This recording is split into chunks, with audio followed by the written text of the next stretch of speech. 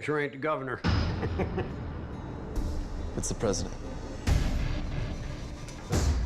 Of course, Mr. President.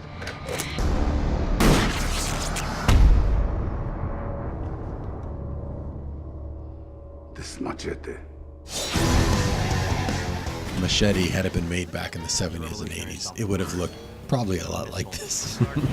It's very much a celebration of styles and time periods and what a movie made in the 70s and 80s would have looked like. They were very cannibalistic. You know, you'd watch a movie like Battle Beyond the Stars and it would be Star Wars references, or movies in the early 80s all imitated. Even I remember there was even a Clash of the Titans movie that had a R2-D2 type character in it. You know, people got ideas from other movies and would put it in theirs. So, Machete, go kick some ass. I'll be your handler. Ready for this? Good for calls, texts, tweets. Machete don't tweet. I mean, contemporary cinema, I mean, it feels like you can kind of exist anywhere you want in this system. I mean, if you make a movie independently, you can make anything. I do like that about the American system. There are studio films that have to be a little more calculated because they cost so much money. But you can still, on your own, raise your own money, shoot a film less expensively, and have the creative freedom to make anything that you want.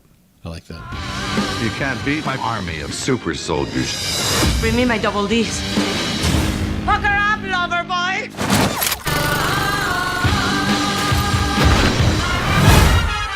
I like B movies, especially classic B movies. They're experimental, they make no apologies, they don't fit into a system. They try and do anything they want. There's a lot of freedom to them. It's what attracts actors too, they're pretty free. I don't think I've never made a movie that was an A movie.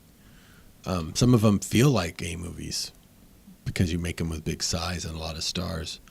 But at their gut level, they are very much B movies. You know, Quentin, same thing. He says, I never want to make anything but genre movies because they're more fun and you can tell anything kind of story you want within those confinements. You know, you can talk about subjects and disguise it in a B movie structure.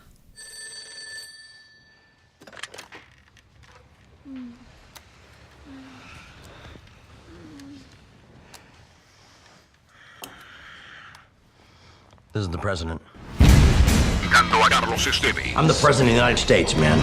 He had never been billed as Carlos Estevez. That was his real name. Had to change his name because he couldn't get work. He wouldn't have been able to get work as Carlos Estevez. It would have been a lot harder the way the system worked back then. So we thought, because things have changed, wouldn't it be fun to have him billed as Carlos Estevez? So he liked that idea too.